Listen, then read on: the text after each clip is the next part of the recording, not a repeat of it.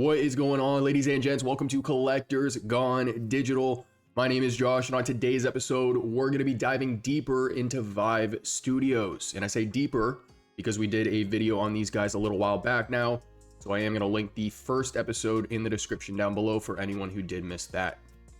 Now, the reason I wanted to dedicate another episode to this studio is because as of last week, we found out from my Collectibles in VeVe's weekly recap that VIVE Studios is actually responsible for the Blackpink collectibles coming to the platform. Now, to me, this makes a lot of sense, and this is considering some of the tech they're involved in. So for anyone who isn't aware of that, today's video is meant to bring light to exactly that. So without further ado, sit back, relax, and enjoy. All right, so first and foremost, who is VIVE Studios? Now, they're a studio based in South Korea, and they're renowned for creating highly realistic digital humans that can be used in a variety of applications. Those include entertainment, advertising, and virtual influencers, aka Blackpink. They create VR and AR content using AI, machine learning, and 3D scanning, remember that, to enhance realism and interactivity. Now, they've collaborated with various industries, including gaming, film, and advertising.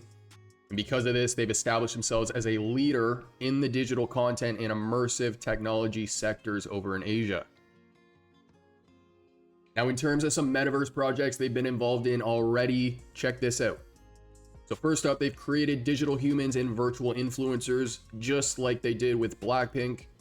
They created Ginny, a highly realistic digital human who acted as a virtual influencer, and she was involved in various digital campaigns and social media activities, showcasing the potential of digital humans in the metaverse. Next up, they've been involved in virtual concerts, and this is the one that got me thinking about VeVe. They've produced virtual concerts featuring digital performers and real artists, blending physical and virtual entertainment. The events combine music, virtual effects, and interactive elements. Now, speaking of interactive, they've created interactive virtual environments. They've also partnered with brands to create brand-specific environments, allowing the users to engage with products and services in innovative ways, blending marketing with interactive storytelling. Remember that as well. When it comes to education and training simulations, the company has developed VR-based training programs for various industries, helping whoever's using them to acquire skills in a safe and controlled environment. Next, we got gaming and entertainment. So with VR and AR being one of their main focuses, they've also created games around this tech with features like advanced graphics, realistic characters, and interactive storylines. And then last but not least, they've also done some work with other metaverse platforms. So when it comes to the digital content creation, like the actual world itself, but then also all the immersive tech like VR and AR. Now, in our first episode on VIVE Studios, we did actually cover a majority of their website. As always, I am going to link it in the description down below. But a couple things I want to focus on this time around is going to be their VIV Lab, as well as their former works. So let's dive into it. So VIV Lab is going to be a division of VIVE Studios where their core research is going to be based on visual AI, okay, and VR technologies. They work to improve the quality and efficiency of virtual effects, CGI, and art, and they do this with virtual production and digital humans. So heading back to this tab on their website, I'm going to try my best to break this down here. Again, it is all in Korean, but this is what the studio's going to kind of look like, okay? So what they can do is they can make real-time changes to this environment on like all their monitors and stuff like that that they're using. It's like Unreal Engine, right? So what they do is they build the game environment and then they immerse the artists that stand in this physical space into the virtual environment. So auto lens calibration, don't know what this says. XR, AR stage, that's what we were just talking about. 𝗖𝗵𝗵𝗴, this is going to be the in-camera VFX in Unreal Engine. And then as I mentioned, because these scenes are built in these game engines, you can kind of build out these entire worlds or whatever scene you want to build. Now they start to talk a little bit more about virtual humans here and how they start to implement this tech. So they have 2D AI face swap, 3D modeling, and then 2D AI cloning. And all this stuff likely has to do with the Blackpink drop. So scrolling down some more, face swap, face generation, face editing, face swap, cartoon character filters, and then real-time 2D character retargeting. So all 6 faces you guys see there are not real people. They have all been generated. Next, we got voice generation. So using AI to create the audio. 3D virtual human creation. All right, here we go. So we got human modeling. We got AI facial animation. We have AI full body animation. 3D virtual human oriented AI render swap. And then real human oriented render AI swap. I can't really speak on anything here, but I'm just trying to show you guys how they likely connect to VeVe here. And then last but not least, it looks like they actually offer some sort of platform as well to make this all happen called VIPL. So it comes with tools for virtual faces, 3D humans, virtual voices, and then clones. And then last but not least here, something else to know is digital twins. So this is a term that we keep seeing when it comes to the metaverse. It's creating a digital representation of something in a physical space. It could be an environment, it could be a physical object. But here they kind of lay out their process. So it starts with visualizing the metaverse, then creating the digital twin, then connecting that digital twin or implementing it. And then it looks like having some sort of AI functionality so that it improves or has some sort of interactivity associated with it. And you can see that right here as well. Now looking at their former work, they have broken it down into 4 different categories here. So the first one is virtual contents. And you're going to see a portfolio showcasing all the work in this category. We got T-Rexes, we got K-pop, which we're going to come back to in one moment here. But you guys are going to start seeing the different environments that they can create inside the game engines and then immerse themselves inside of. We even got pirate ships. Now the next category work they showcase is digital experience. So it looks like they've created a sensory learning space with the National Museum of Korea. We got more T-Rex. We have the 𝗘𝗿𝗿𝗀𝗀𝗀. So we actually covered this in the first video. The vehicle on the left and the right hand side, believe it or not, is actually augmented into reality. The only real car on that stage is the one in the center. Now on the right hand side, if you guys haven't eyed this already, we got BTS. I'm going to say that again. BTS. Maybe one more time. BTS. The largest K-pop group in the world. So the fact that we're looking at former work done by the same studio that just created the Blackpink collectibles, that is a fantastic sign, in my opinion. And then we also got some more stuff with Kia, some stuff with Audi. Audi is going to be in the same auto group as Lambo, which is already on VeVe. Also in the same auto group as Bentley. And both Audi and Bentley have both been seen in Cavernous. We also covered this in the first video here too. A bit of a dark story, guys. She's actually the deceased daughter of the CEO, and they recreated her in a virtual environment. So it just goes to show the type of tech that they have to actually make that possible.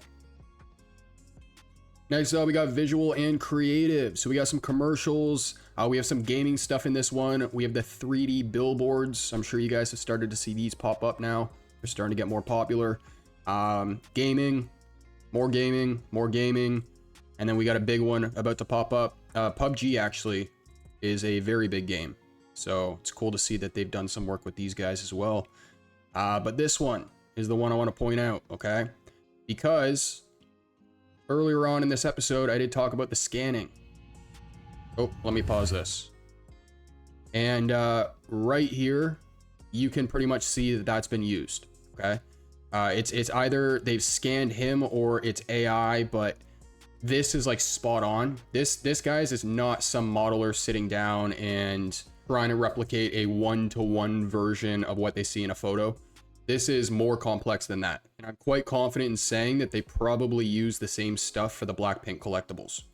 So if we scroll down here, we can actually see some more photos. I'll actually make a reference to Fortnite here too, because I'm starting to play that game a little bit more. And you know, a big part of that game are emotes. And to create the emotes, what Fortnite actually does is they have some person wearing like a full bodysuit that scans their physical movement, and that person wearing the suit is physically doing the emote. That's how they capture it in a digital format.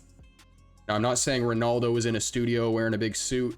That's why I'm saying there might be AI here, but I would not be surprised at all if we see in the future artists wearing these suits performing live concerts inside of these virtual venues. It's actually already happening, and I'll talk more about this in a moment. So how exactly is VIVE Studios involved with the drops? Now, I can't say this with 100% certainty or anything like that, but just based off of, the stuff we just walked through, some of the stuff is quite clear in terms of how they would work together. So, for example, scanning, right? Now, in a similar way to 𝗕𝗿𝗃𝗀𝗃 providing IP to VeVe, like in our last episode, VIVE Studios can also provide IP through their relationships, BTS. Storytelling is another word you guys saw a couple times in this video. And that's ultimately where things are going. Again, going back to Fortnite with their concerts. Their concerts are stories. An entire event unfolds. It's not just some artist dancing on a stage. The artist shows up here and ends up in a completely different destination while a bunch of other things are happening in the world. What I also think is awesome here is this is probably the best example of a collectible that's dropped on VeVe that gives us a really good idea of the quality to expect in the VeVeverse. And maybe not right away. In fact, I wouldn't expect that. But I have seen some people talking about the quality of the collectibles. Here's my opinion on that. I was initially disappointed when I saw the quality of the display photos. However, we know the quality is going to be lower on the mobile app than it is inside the VeVeverse. We also know that it's going to be lower with Unity as opposed to Unreal Engine. And Unreal Engine is where all of this realism and metahumans and digital avatars comes into play. So if we're talking about a studio that has the capabilities of scanning a physical person and creating a one-to-one replica or a digital clone, in their terms, in a virtual environment, the quality between what we're seeing on the app versus what we should see when the Unreal Engine plugin is released for the VeVeverse should be night and day. That's my expectation. If you guys do enough research on VIVE Studios, you'll notice, and this isn't even just VIVE Studios, it's Unreal Engine as well. They have the capabilities of producing photorealistic virtual avatars. If the underlying tech behind the VeVeverse is the same game engine that they're using to create these avatars, I'd expect the exact same quality when the plugin is released. This will be dependent on the system you're running though. So if you do have a low-grade PC, you will not be able to experience this stuff. So again, I can't say any of this stuff with 100% certainty, but if they're using the same game engine that's used to run the VeVeverse, I don't see any reason why in the future we can't experience the full quality of what the studio is actually producing, as opposed to the limited quality on the app right now. Because I'm not convinced that the quality of the collectibles they've showcased reflect the skill set of the team from VIVE. That's just my opinion, but we'll have to wait to find out. Ladies and gentlemen, that's going to conclude today's episode. I hope you enjoyed. That was a deeper dive into VIVE Studios, as well as their potential involvement with drops on VeVe. Now, another point that's actually coming to mind that I forgot to mention earlier was when I was talking about the emotes in Fortnite and how they scan somebody who's physically actually doing the emote. They do the exact same thing with artists to perform the concerts. So some, not all of them, but some of the concerts that Fortnite have ran have been live, meaning that the digital representation of that artist in the virtual environment is actually a live stream of that artist wearing a full suit that's actually scanning them into the environment in real time. That is another way that I can see VIVE Studios working with VeVe when it comes to the VeVeverse. Live events, live performances, all being streamed from a studio, and those artists are wearing these suits and they're being scanned into the VeVeverse. That's a thing, and it's only getting bigger. So I just wanted to add that as well. But if you guys enjoy the content, make sure to like and subscribe. Comment down below what you want to see in a future episode. And as for our next, I will catch you then.